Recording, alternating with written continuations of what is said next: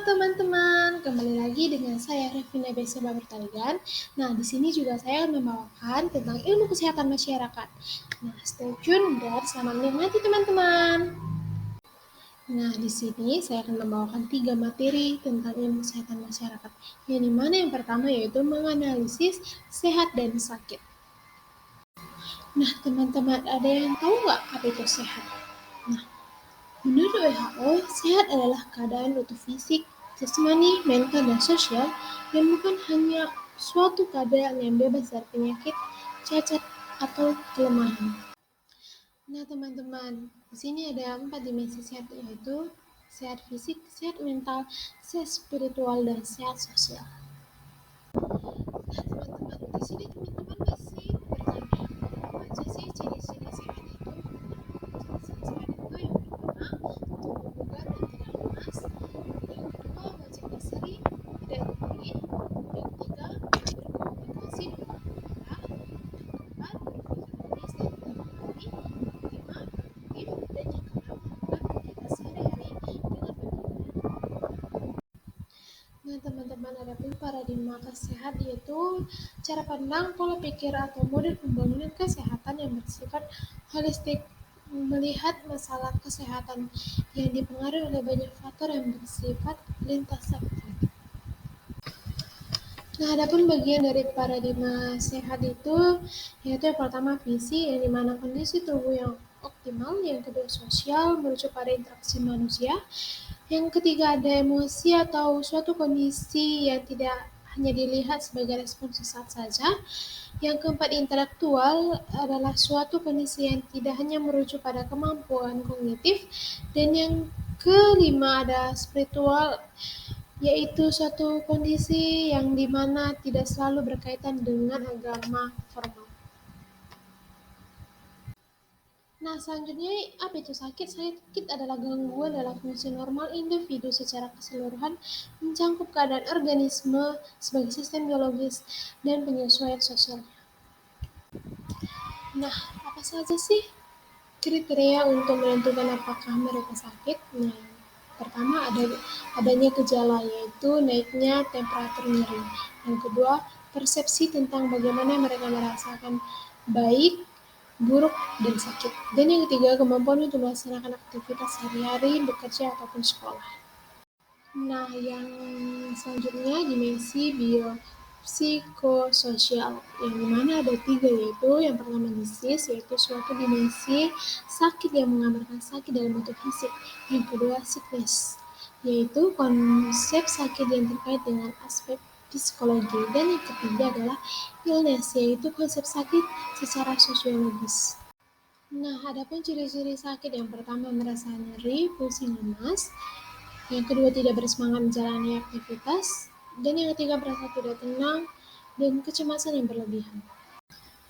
Nah, di sini teman-teman bisa melihat ada 5 tahapan dari perilaku sakit. Yang pertama, mengalami gejala. Yang kedua, asumsi tentang peran sakit. Yang ketiga, kontak dengan pelayanan kesehatan. Yang keempat, peran klien dependen. Dan yang kelima, pemulihan dan rehabilitasi.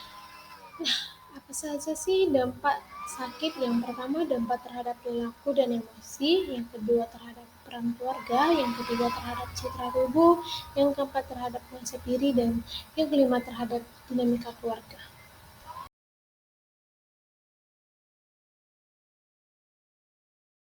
Nah, salah satu kasusnya yaitu Tina merupakan seorang perempuan yang berparas cantik.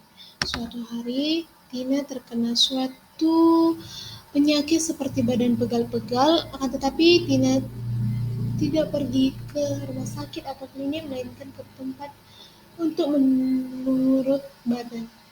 Berdasarkan kasus nyata merupakan pendekatan sakit yang jawaban saya adalah antropologi, yang dimana berdasarkan kasus tersebut terkena suatu penyakit seperti pegal-pegal, akan tetapi Tina tidak pergi ke rumah sakit, melainkan pergi ke pengurut badan. Menurut R.B. Ashim dan Yulianto 2022, antropologi kesehatan sebagai disiplin biobudaya memahami aspek biologis dan sosial budaya dalam perilaku manusia, khususnya interaksi pada keduanya sepanjang sejarah kehidupan manusia.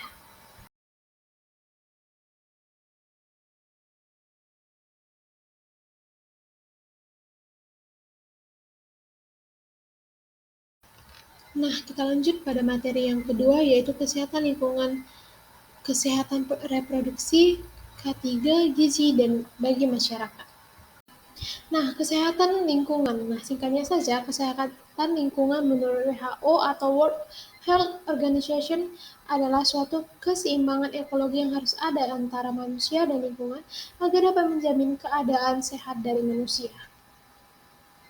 Selanjutnya ada ruang lingkup kesehatan reproduksi, yaitu kehamilan, persalinan, dan kesehatan bayi baru lahir, keluarga berencana, komplikasi aborsi, infeksi menular seksual termasuk HIV dan infeksi saluran reproduksi, ketersediaan terkait gender, kesehatan reproduksi remaja, ketersetaraan terkait kemiskinan dan aspek kelayanan kesehatan, dan yang terakhir masalah kesehatan reproduksi lain seperti kekerasan dan berbagai penyakit lainnya. Nah, adapun ruang lingkup K3 yaitu keselamatan dan kesehatan kerja. Yang pertama, keselamatan terhadap faktor penyebab penyakit. Yang kedua, keselamatan terhadap pemakaian peralatan medik dan non-medik. Yang ketiga, keselamatan terhadap bahan berbahaya. Yang keempat, keselamatan terhadap bahan kebakaran. Dan yang kelima, keselamatan terhadap bencana. Nah, selanjutnya ruang lingkup gizi. Yang pertama, input yaitu makanan dimakan atau konsumsi, yang kedua proses yaitu dicerna, diserap, dan metabolisme. Yang ketiga output yang mencangkup pertumbuhan sel, pemeliharaan sel, memperlancar fungsi anatomi, dan menghasilkan energi. Dan yang keempat outcome yang mencangkup pertumbuhan fisik dan mental atau kecerdasan dan produktif.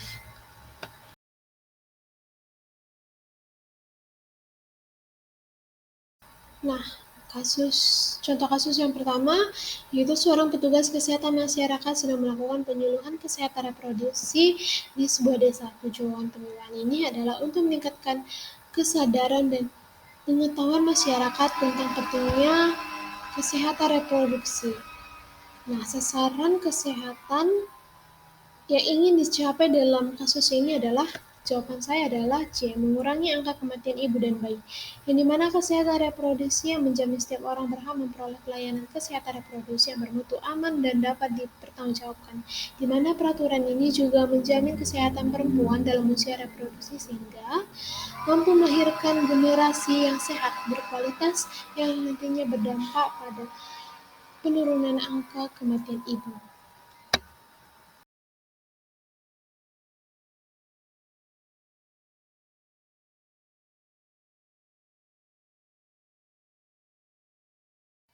Nah, materi yang ketiga yaitu pemberantasan dan pencegahan penyakit menular dan tidak menular. Nah, penyakit menular.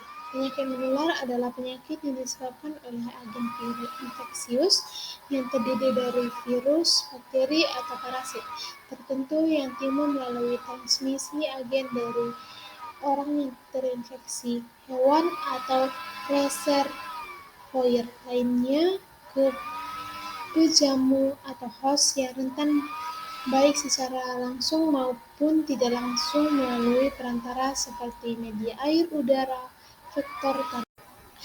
Nah, selanjutnya ada karakteristik penyakit menular. Yang pertama, spektrum penyakit menular, di mana proses penyakit menular secara umum dijumpai berbagai manifestasi klinik. Yang kedua, investasi terselubung, yaitu keadaan suatu penyakit yang tidak menampakkan secara jelas dan nyata dalam bentuk gejala klinis. Dan yang ketiga, sumber penularan, merupakan media yang menjadi suatu penyakit tersebut bisa menyebar kepada seseorang.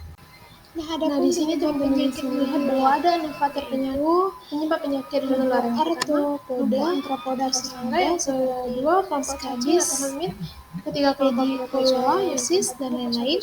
Yang kedua kelompok cacing atau helminth, baik cacing darah maupun cacing perut. Penyakit menular yang pertama, protozoa seperti Plasmodium, amoeba dan cacing atau helminth. Ketiga kelompok fungus atau jamur, baik uni maupun multiselular. Nah, di sini teman-teman bisa melihat bahwa ada Spirochaeta maupun Rickettsia, kelompok cacing atau helminth. Ketiga kelompok virus sebagai kelompok penyebab yang sederhana.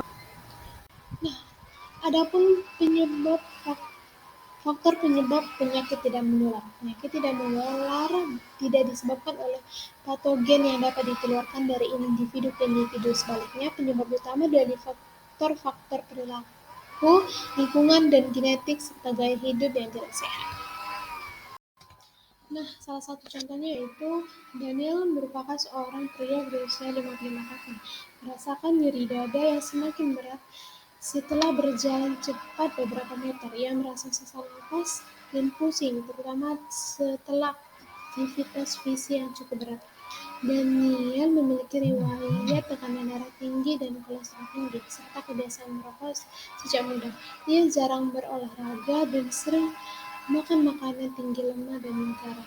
Setelah konsultasi dengan dokter dan melakukan pemeriksaan, Daniel didiagnosa menderita penyakit jantung koroner, yaitu suatu kondisi di mana pembuluh darah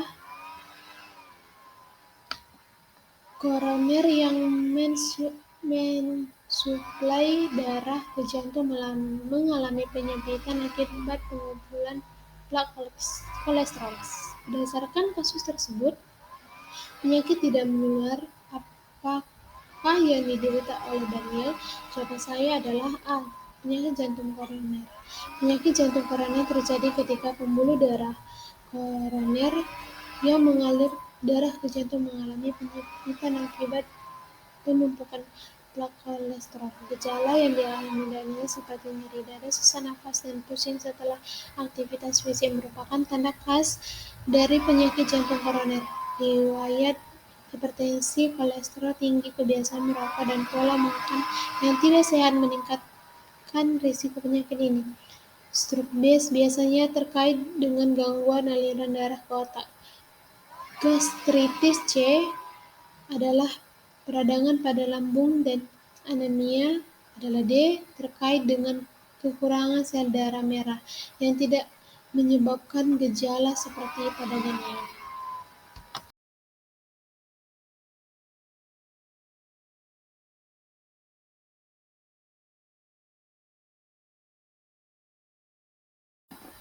Nah, sekian dari hasil paparan saya. Semoga bermanfaat bagi teman-teman. Apabila ada kata-kata yang salah, saya mohon maaf. Sekian dan terima kasih.